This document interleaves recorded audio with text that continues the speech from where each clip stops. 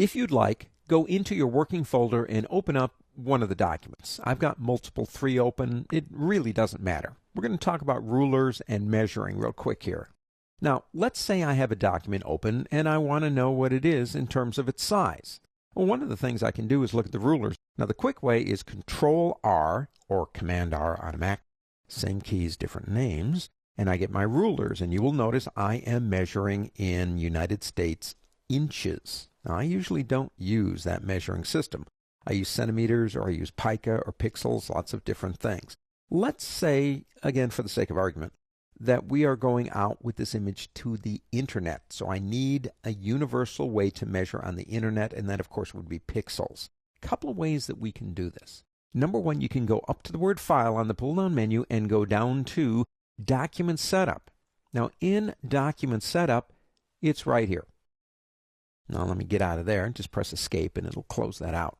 You have another option for Document Setup up here that takes you to the same place. Now those are 2 places to get to the same thing. The easiest way to me to change the parameters, the rulers in this particular document, it's very document-centric, is right-click your mouse in the ruler and change it here. Now I want to go to, say, pixels. And, well, there you go. Now we can measure in pixels. Now let's say that every time we open up a new document, you really don't like the default measuring system. You would rather it be centimeters or pica or something else. But every time you open up a new document, it goes, say, to pixels, and you go, I don't want that. I want pica. What do? Well, you change that in Preferences. Preferences are more permanent. For example, Edit on Windows, Illustrator on Mac, go to Preferences and go to Units. And change it here to whatever suits your fancy.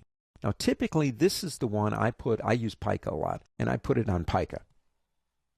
But whatever one that you use the most would make sense. Now, this only impacts, understand, this only impacts a brand new document.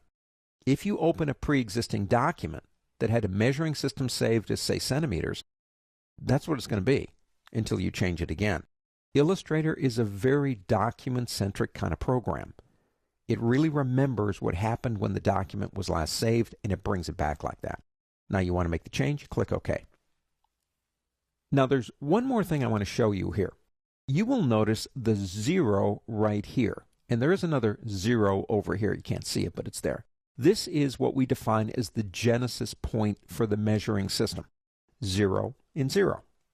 Let's say that you want to move something in an image. Now, all the movement coordinates are going to come from that genesis point, so many inches or so many pixels away from the genesis point.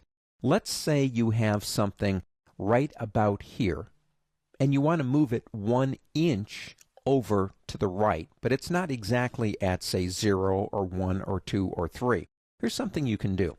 Grab up here in this upper left-hand corner of where the 2 rulers intersect, and drag down, and let's say the object you want to move is right there, and let go. That now sets your genesis point here and here. If I then move that object, I could get it exactly precisely where I want it to be. Now there are other ways to do that, but that's pretty interesting. You can move the genesis point of the ruler. Now if you want to put it back, just double click right here, and it will go right back for you. The rulers are important. They measure in the system that works best for you or one you need for the project that you're working on. It is document specific, and it's there if you need it.